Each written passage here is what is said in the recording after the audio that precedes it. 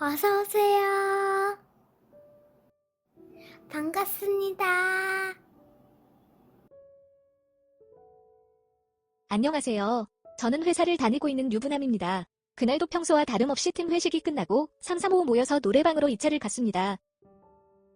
여직원들과 같이 가는 경우에는 노래만 부르고 놀지만 남자 직원들끼리만 가는 경우에는 종종 도우미를 불려서 놀 때도 있습니다. 그날은 남자 직원끼리만 노래방에 갔기에 도우미를 불렸습니다.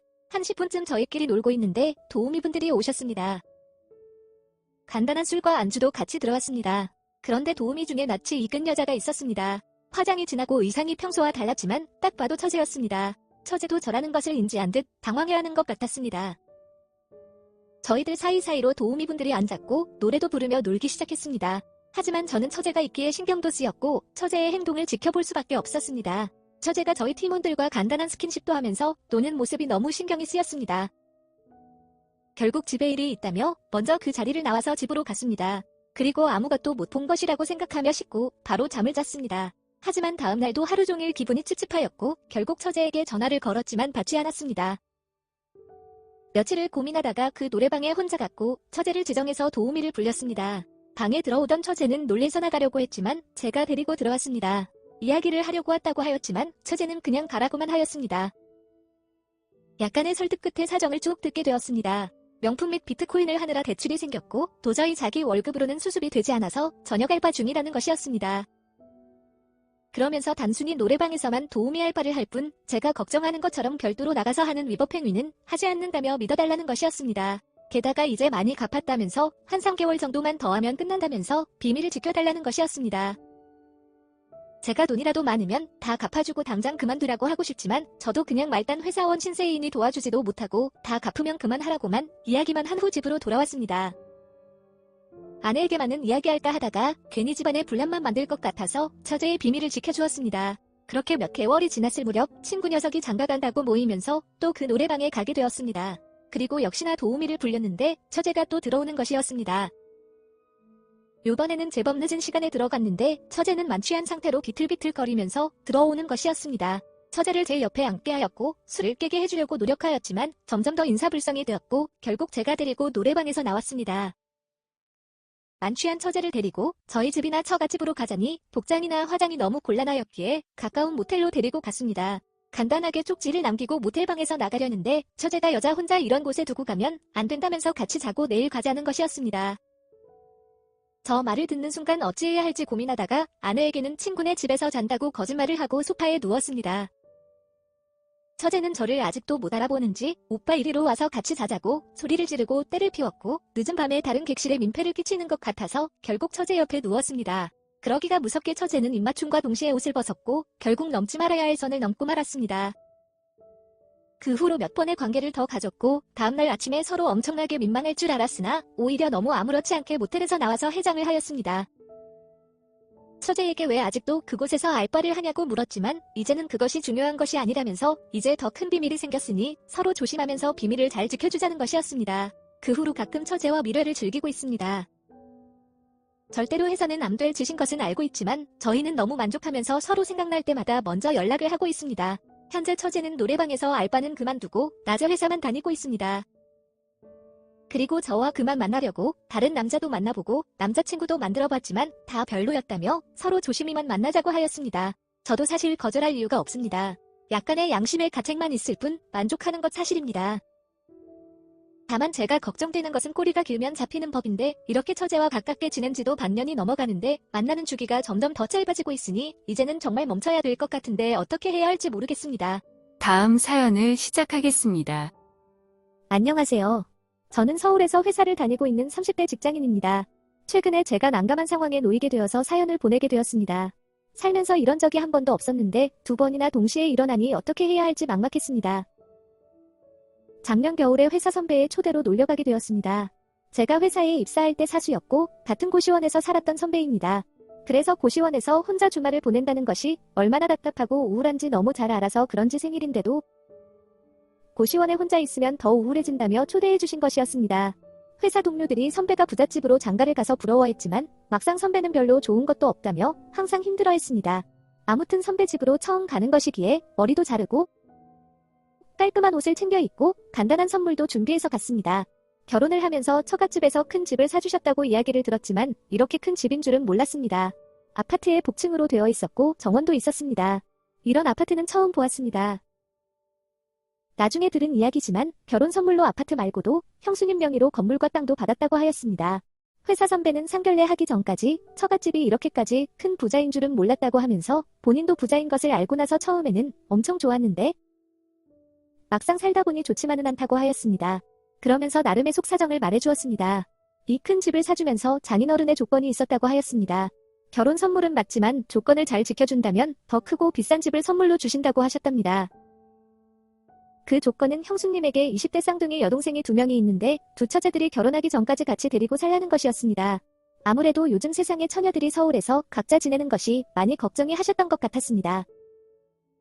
선배와 형수님께서는 큰 금액의 선물이기에 그 조건을 거절할 수가 없었다고 하였습니다. 특히나 선배는 연애할 때부터 신혼집 구할 돈은 없는데 형수님은 결혼하자고 한다며 걱정이 많았던 사람이었습니다. 그래서 이 큰 집에 선배 부부와 쌍둥이 처제들이 같이 살고 있는 것이었습니다. 장인어른의 남다른 스케일에 놀라서 뭐 하시냐고 물었더니 시골에서 큰 소농장 등 여러 일을 하신다고 하셨습니다. 소고기는 원 없이 먹겠다며 부럽다고 하자 오늘 배 터질 만큼 먹게 해줄 테니 도망가지 말고 내일까지 놀다가 가라고 하셨습니다. 그렇게 선배 부부와 술을 마시며 이런저런 이야기를 하고 있었습니다. 밤 10시 정도쯤 되니 외출했던 두 처제가 집으로 돌아왔습니다. 아까 집 구경을 하면서 거실에 있던 가족사진으로 봤었는데 실물이 훨씬 미인이었습니다. 저도 모르게 인사를 하면서 정말 미인이십니다. 라고 말할 정도였습니다. 이모의 두 처제들은 보고 나니 힘들다며 하소연하는 회사 선배의 말을 도저히 이해할 수가 없었습니다. 저라면 저런 처제들과 같이 살아서 행복할 것 같았습니다. 방에 들어갔던 두 처제들도 나와서 같이 술을 마시게 되었습니다. 선배 부부와 술 먹을 때는 뭔가 답답하고 딱딱한 분위기였는데 두 처제들이 온 이후부터는 텐션도 올라가고 오랜만에 술 게임도 하면서 즐겁게 술을 마셨습니다. 오랜만에 가져본 즐거운 술자리라서 그런지 평소보다 많은 술을 마셨습니다. 시간도 너무 늦었고 집에 가려고 일어나자 회사 선배는 내일까지 놀다 가기로 약속하지 않았냐면서 이 새벽에 차도 없는데 어떻게 갈 거냐며 자고 가라고 하셨습니다. 칫솔과 추리닝을 주면서 씻고 편안한 옷으로 갈아입으라고 하셨습니다. 씻고 나왔더니 게스트룸에 다 준비해 놓았다면서 방의 위치를 알려주었습니다. 그렇게 자려고 침대에 누워서 TV를 보고 있는데 막내 처제가 방으로 들어오는 것이었습니다. 순간 제가 막내 처제 방으로 잘못 들어온 줄 알고 죄송하다는 사과와 함께 벌떡 일어났습니다. 그런 거 아니라며 제 손을 붙잡고 침대에 같이 앉았습니다. 저를 한참 동안 쳐다보더니 침대에 눕는 것이었습니다. 정말 당황스러워서 어찌할 줄을 몰라 하고 있는 저를 잡아당겼고 그렇게 막내 처제와 진한 키스를 하게 되었습니다. 정말 한참 동안 진한 키스를 한 후에 불을 끄고 뜨거운 시간을 보냈습니다.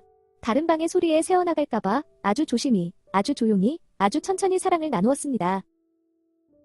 두 번의 사랑을 확인한 후에 막내 처제는 자기 방으로 돌아갔습니다. 그리고 저희는 사귀는 커플 사이가 되어 있었습니다. 술도 많이 마셨고 두 번의 사랑을 나누어서 그런지는 저는 금방 잠이 들었습니다. 한참을 자고 있는데 누군가 저를 건드리는 느낌이 들어서 잠에서 깼습니다. 긴 머리에 여자 형상이 보였습니다. 제가 눈이 나빠서 안경을 쓰지 않으면 잘 못 알아봅니다. 게다가 장결의 어두운 방이다 보니 더 못 알아봤습니다. 참고로 형수님은 짧은 머리이었습니다. 당연히 여자친구가 막내 처제가 온 줄 알고 안아서 같이 침대에 누웠습니다. 같이 자고 싶어서 왔냐고 묻자 고개를 끄덕끄덕 거리는 것이었습니다. 그렇게 안고 저는 다시 잠이 들었는데 밑에가 서늘해지는 느낌이 드는 것이었습니다. 놀래서 일어나 자세히 보니 막내 처제가 아니라 둘째 처제였습니다. 심지어 제 바지를 벗기고 있던 것이었습니다. 너무 놀라서 저도 모르게 둘째 처제를 침대 밑으로 밀쳐버렸습니다. 아까 막내랑 방에서 뜨거운 시간을 보낸 것을 알고 있다고 하길래 아니라고 부인하였지만 방에서 막내가 옷도 제대로 안 입은 채 나오는 것을 보았다고 하였습니다.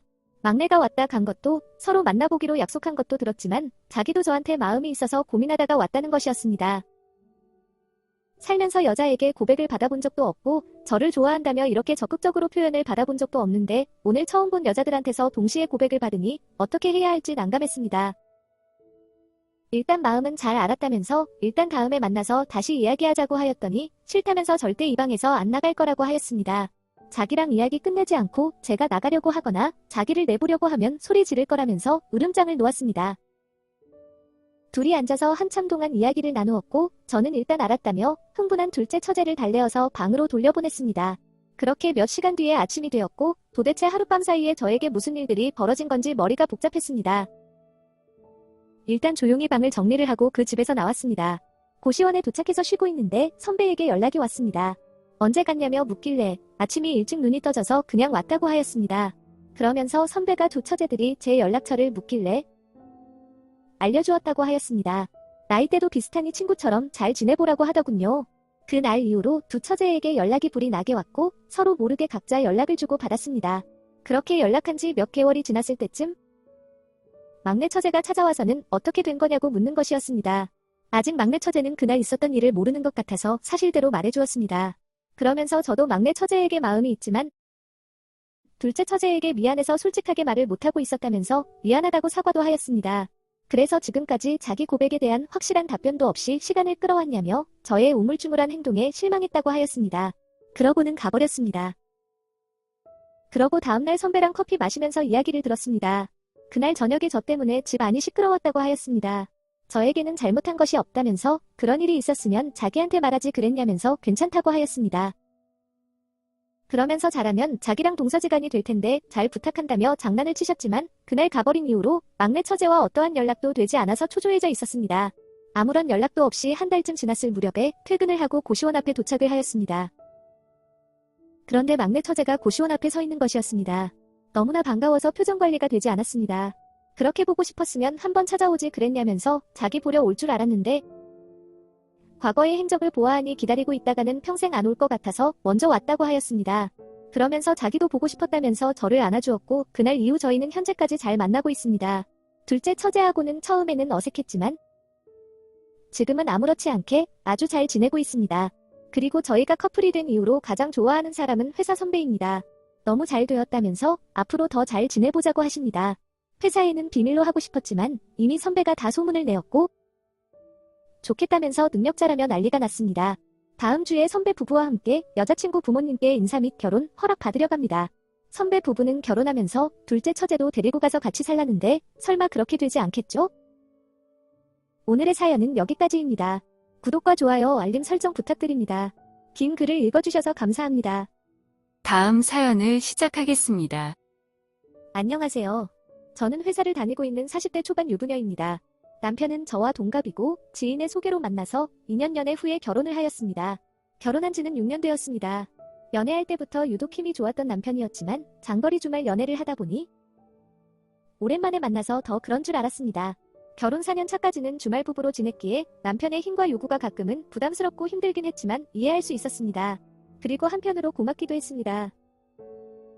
친구들을 만나 이런저런 남편의 이야기를 고민이라고 말을 하면 복에 겨워서 그런다는 둥, 아직 결혼 초라서 그런다는 둥, 행복한 소리 그만하라고 하였습니다. 그러면서 친구들의 남편 이야기 들어보니 제 상황 나쁜 것만은 아니라는 생각이 들었습니다. 그런데 진짜 문제는 작년부터였습니다. 제가 서울로 발령이 나면서 주말 부부 생활을 정리하고 남편과 합치게 되었습니다. 연애할 때부터 지금까지 처음으로 매일매일 보는 사이가 되었습니다. 남편은 드디어 제대로 된 신혼생활하는 것 같다며 좋아하였고 저 역시도 나름 기쁘고 설렜습니다. 매일 밤마다 그것도 자기 전에 사랑을 나누고 자다가도 사랑을 나누고 아침에 일어나기 전에도 사랑을 나누는 것이었습니다.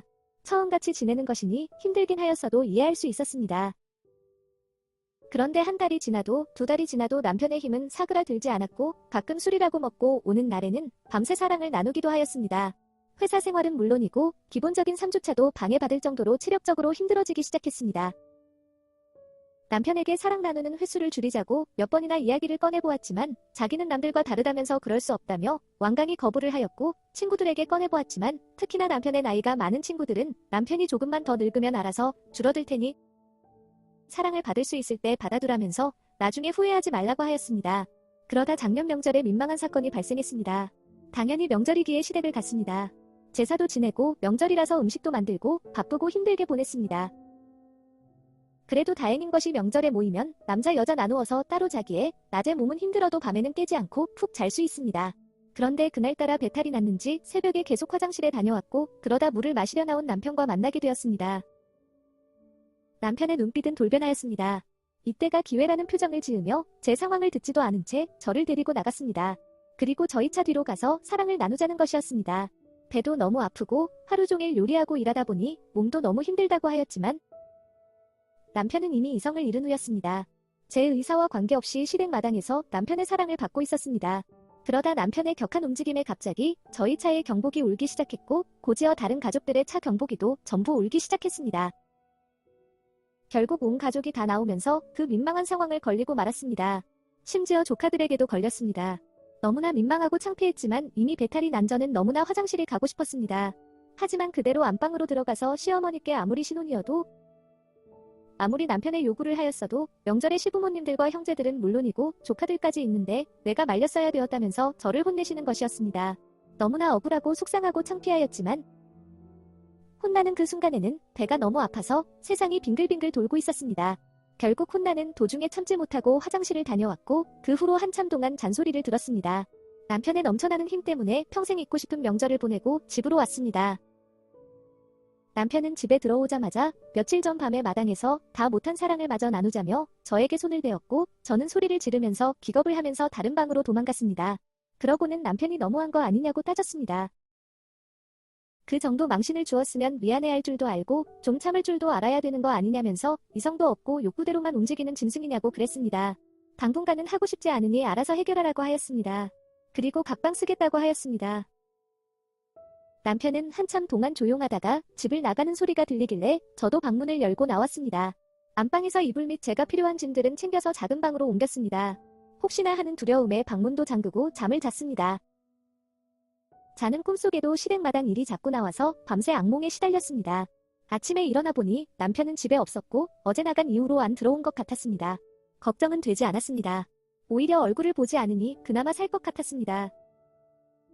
그리고 급하게 다음 주 연차를 내고 저희 부모님 집으로 갔습니다. 원래는 다음 주 주말에 저희 부모님 집을 방문할 계획이었지만 그냥 저 먼저 내려왔습니다. 다음 주 주말에 남편이 오면 남편 차를 타고 같이 올라갈 생각이었습니다. 갑자기 온 저를 보면서 놀란 부모님은 별일이 없냐고 물으셨고 회사 휴가라서 저만 먼저 왔다고 하였습니다. 그리고 남편은 주말에 내려올 거라고 하였습니다. 하지만 남편은 아무런 연락도 없이 주말에 저희 집으로 내려오지 않았고 혼자 버스를 타고 올라가는 저를 보며 끝까지 별일 없냐고 친정엄마는 걱정이 한가득이셨습니다. 그렇게 집에 오니 남편은 소파에 누워서 TV를 보며 웃고 있는 것이었습니다. 너무나 화가 났습니다. 도대체 왜 안 왔냐고 묻자 아무런 대꾸도 안 하고는 안방으로 들어가는 것이었습니다. 안방에 따라 들어가서 또 물으면서 따졌더니 마누라가 집을 나갔는데 명절이라고 처갓집을 어떻게 가냐고 묻는 것이었습니다. 식탁에 남긴 쪽지 못 보았냐고 물었더니 못 봤다면서 다음 주 가면 되지 않냐고 하는 것이었습니다. 그러면서 이제 그만 문 닫고 나가달라는 남편을 보고 있으니 화를 참을 수가 없었습니다. 당분간만 사랑 나누기를 피하려고 했는데 도저히 다시 못할 것 같다면서 절대 남편과는 하지 않을 거라고 말을 하였고 남편도 더 이상 저와 사랑 나누기를 하지 않을 거라면서 큰 소리를 치는 것이었습니다. 그러면서 부부관계를 하지 않을 거고 서로 말도 하지 않고 각자 각방도 쓰고 하는데 뭐 하려 같이 사냐면서 이혼을 하자고 하더군요. 저는 마음대로 하라고 하고서는 제 방으로 갔습니다. 남편은 기다렸다는 듯이 이혼 서류를 가져다 주면서 이제 이혼할 것이니 각자의 사생활을 간섭하지 말자고 하였습니다. 남편에게 너는 나랑 그거 하려고 결혼했냐고? 물었지만 남편은 아무 말도 하지 않은 채 자기 방으로 돌아갔습니다. 그렇게 냉전으로 지낸 지 1년이나 되었습니다. 이혼 서류 준 지 3개월 될 때까지는 빨리 작성해서 달라고 재촉하더니 이제는 포기했는지 이혼 서류 달라는 말은 하지 않습니다. 그렇다고 일반적인 부부들처럼 지내는 것도 아닙니다. 그 일이 있는 이후로 단 한 번도 저에게 사랑 나누기를 요구하지 않았고 주말에 같이 집에 있어도 밥 한 번 먹지 않았습니다. 빨래, 청소, 설거지 등 집안일도 각자 것은 각자 하고 있지만 가끔 빨래통에 있는 남편 옷을 보면 평소와 다르게 더 패션에 신경을 쓰는 것 같고 만나는 여자도 있는 것 같아 보였습니다. 그래서 저도 홧김에 다른 남자도 만나보고 남편이 있는 거실에서 들으란 듯이 지나가며 내연남과 통화도 해보았지만 남편은 아무런 반응이 없었습니다. 이런 상황입니다. 더 이상 남편과 사이가 좋아질 수는 없는 거겠죠? 각자의 인생을 위해서 이혼하는 것이 맞는 거겠죠? 오늘의 사연은 여기까지입니다. 구독과 좋아요, 알림 설정 부탁드립니다. 긴 글을 읽어주셔서 감사합니다. 다음 사연을 시작하겠습니다. 안녕하세요. 저는 30대 후반 유부남입니다. 회사를 다니고 있고 아직은 아이는 없습니다. 제가 사연을 보내게 된 이유는 어쩌다 보니 아내와 같이 큰 실수를 저질렀습니다. 그렇지만 이혼을 하고 헤어져야 할지 아니면 같이 저지른 실수에 대해서 같이 책임을 지고 극복해야 할지 답답해서 사연을 보내게 되었습니다. 약 2년 전쯤 친구들과 모임이 있었습니다. 몇 차례에 걸쳐서 여기저기를 다니며 술도 마시고 노래방도 가고 하면서 놀았습니다. 마지막 술집에서 헤어지고 나오는데 다른 테이블에서 남자친구와 놀고 있던 아내의 친구를 만나게 되었습니다. 반갑게 인사를 하게 되었고 자연스럽게 합석을 하게 되었습니다. 그러면서 아내에게도 연락해서 이 상황을 이야기해 주었고 얼마 지나지 않아 아내도 술집으로 와서 같이 술을 마시게 되었습니다. 신나게 놀다 보니 시간은 어느덧 새벽이 되었고 저희 집으로 가서 더 놀게 되었습니다. 모두들이 술도 많이 취했고 평소에도 거침없이 친하게 지냈던 사이였기에 대화의 수위는 점점 더 올라갔습니다. 과거에도 아내의 여자친구들과 스파 펜션을 놀려간 적이 있었는데 심지어 원룸이었고 방 안에 대형 스파 욕조가 있던 그런 구조였습니다. 남자인 제가 있는데도 불구하고 술이 취해서 그랬는지 여자친구들이 다들 옷을 벗고 스파를 즐긴 적도 있습니다. 이 정도의 사이였기에 집에서 저희끼리만 있다 보니 대화의 수위는 거침없이 올라가게 된 것이었습니다. 현 파트너의 잠자리 이야기부터 시작해서 과거의 남자들의 이야기까지 만족도, 크기, 성향 등 별별 이야기가 다 나왔습니다. 그러다 누구의 제안으로 시작되었는지 모르겠으나 왕게임은 시작되었고 벌칙은 당연 핫한 장난들이었습니다. 한 판 두 판이 지나면서 핫한 장난은 19금 장난으로 변하기 시작하였고 어느 순간 저는 아내의 친구와 침대에서 진한 시간을 보내고 있었습니다. 당연 싫지는 않았습니다. 상상 속이었지만 한 번쯤은 아내의 친구를 안아보는 상상을 해봤기 때문입니다. 게다가 아내와는 연애 및 결혼 기간이 10년이 넘어가고 있었기에 다소 무뎌지기도 하고 항상 정해진 루틴이 지겹기도 하였습니다. 옆방에서 들려오는 아내의 소리에 저도 더 흥분도 되었고 죄책감도 없어졌습니다. 그렇게 점심때쯤 넘어서 다들 일어났고 거실에 앉아서 짬뽕과 함께 해장을 하였습니다. 약간의 어색한 시간도 있었지만 금세 다시 분위기는 괜찮아졌습니다. 그렇게 몇 시간이 있다가 아내의 친구 커플은 집에 가고 아내와 둘이서 집에 있는데 약간 어색해졌습니다. 뭐라고 말을 해야 할지, 게다가 어제 술도 많이 먹어서 중간중간 기억도 잘려있고 막막해할 때쯤 아내가 먼저 말을 하였습니다. 어제 좋다고 같이 방에 들어갔는데 좋았냐고 묻는 것이었습니다. 그러면서 아내도 처음에는 부끄러웠지만 오랜만에 느껴본 죄가 아닌 다른 남자의 손길이 나쁘지 않았다면서 나름 즐거운 시간이었다고 하였습니다. 저도 암묵적인 동의를 하면서 그날 일은 한 번의 일탈로 끝이 나는 줄 알았습니다. 오랫동안 동거를 했던 그 커플도 연애 및 결혼 기간이 10년이 넘어간 저희 부부도 무언가 아쉽고 계속 그날이 생각이 났던 것 같습니다. 단체 메신저방에서 다시 한번 그날의 이야기가 나오기 시작했고 결국 서로의 파트너를 바꿔서 각자 2박 3일로 여행을 다녀오게 되었습니다. 그 일의 시작으로 일달간 서로 파트너 및 집을 바꿔서 생활을 하기도 하고 같이 해외여행을 다녀오기도 하였습니다. 그리고 몇 개월 전에는 저희 옆집으로 이사를 왔습니다. 이렇게 지내온 지 2년이 다 되어갑니다. 이렇게 지내면서 서로 간에 한 약속은 피임을 철저히 하자는 것이었는데 아내가 임신을 한 것이었습니다. 당연히 저와 잠자리에서는 피임을 하지 않았습니다. 부부니까요. 바뀐 파트너하고만 피임을 조심하자는 것이기에 당연히 제 아이를 임신을 한 거라고 생각을 했는데 친구의 남자친구와 할 때도 피임을 안 했다는 것이었습니다. 임신이 쉽게 되는 것도 아니고 생리 주기만 잘 지켜서 하면 문제가 안 될 거라고 생각하고 그랬다는 것이었습니다. 그래서 이 아이가 누구의 아이인지 알 수가 없다는 것이었습니다. 상호 합의하에 지내온 만남이었지만 이 문제는 좀 다르다고 생각했습니다. 그래서 꼭 조심하자고 약속을 한 것이었는데 답답합니다. 사람의 심리가 얼마나 빠르게 변하던지 아내의 임신 소식에 엄청 기뻤으나 제 아이가 아닐 수도 있다는 이야기에 화도 나고 내 아이 아닐 수도 있는데 낳고 책임을 져야 하나, 지워야 하나, 그러다 내 아이면 어떻게 해야 하나 등등 오만 가지 생각이 다 들었습니다. 당연히 사실은 그 커플에게도 공유가 되었습니다. 한참의 대화가 흘렸고 결국 약속을 지키지 않은 아내와 친구의 남친은 제가 내리는 결정에 따르겠다는 것이었습니다. 아내는 아이를 낳아서 키우고 싶다고 하니 저와 이혼을 하고 친구의 남친과 결혼을 해서 아이를 낳아서 키우라고 하자니 만약에 낳고 보니 제 아이라면 그 아이에게 정을 끊고 산다는 것이 쉽지 않을 것 같습니다. 그렇다고 결혼 생활을 유지하면서 아이를 낳자니 제 아이 아니라면 아무리 그 부분을 고려하지 않고 친아빠처럼 잘해주겠다고 다짐하겠지만 과연 그렇게 잘할 수 있을지 이런 부분으로 아내와 다툼이 자주 일어나지는 않을지 걱정입니다. 그렇다고 태어나면 유전자 검사를 안 할 자신도 없습니다. 현재 계속 고민 중에 있습니다. 한없이 시간을 끌 수가 없기에 약속한 기한이 얼마 안 남았습니다. 개인적으로 아내가 저 아이를 낳고 싶어 하니 일단 낳고 나서 유전자 검사를 통해 친부와 같이 가정을 꾸려서 나가는 것이 제일인 것 같습니다. 다만 이렇게 갈 경우 양가 부모님께 임신 사실을 숨겨야 할지 말아야 할지 어느 날 갑자기 손주라고 보여야 할지 애를 낳자마자 이혼하는 상황을 보여드려야 할지 등등 그 밖의 문제들로 복잡한 것이 한둘이 아닙니다. 게다가 아내의 친구와 관계도 문제입니다. 저도 이미 아내의 친구에게 마음을 많이 주었고 또한 받았습니다. 아내의 친구는 그냥 이혼하고 자기와 결혼을 하자는 것이었습니다. 그리고 저 아이를 잊고 살면 된다는 것이었습니다. 그러면서 자기와 결혼을 한 후에 아이를 만들자는 것이었습니다. 그런데 저도 사실 아내보다 아내의 친구와 살고 싶습니다. 정말 임신이라는 사건이 생기지 않았다면 언젠간 이혼을 하고 아내의 친구와 합쳤을 겁니다. 사실 아내도 친구의 남자친구와 그랬을 것 같고요. 왜냐면 최근 7개월 넘게 바꿔서 살고 있고 원상복구해서 다시 지내자는 말이 안 나온 지도 한참 되었을 정도로 서로 만족하면서 지내고 있었기 때문입니다. 그래서 저 아이도 제가 생부가 아닐 가능성이 높다고 생각은 하지만 그래도 가끔씩 아내와 잠자리도 가졌기에 가능성이 있는 상황입니다. 어떻게 해야 할까요? 그냥 다 정리 및 이혼을 하고 마음이 가는 대로 아내의 친구와 새 살림을 차리는 것이 맞는 걸까요? 다음 사연을 시작하겠습니다. 안녕하세요. 저는 작은 카페를 하고 있는 40대 초반의 평범한 가장입니다. 6살 어린 아내와 중학생이 된 딸이 있습니다. 그날도 평소처럼 가게에 가려고 출근 준비를 하고 있었습니다. 제 옷을 준비해주던 아내가 오후에 시간이 되냐고 묻는 것이었습니다. 제주도에서 살고 있는 처제네 부부가 오기로 했다면서 공항에 같이 마중을 나가자는 것이었습니다. 몇 주 전부터 이야기했었는데 까맣게 잊고 있던 것이었습니다. 알고 있었다는 듯이 아내와 오후에 볼 약속을 하고서는 출근을 하였습니다. 오전에 서둘러서 일들을 마무리 지어놓고 알바생들에게 가게 맡기고 아내와 공항으로 가게 되었습니다. 거의 10년만 처제를 본다면서 아내는 신나 있었습니다.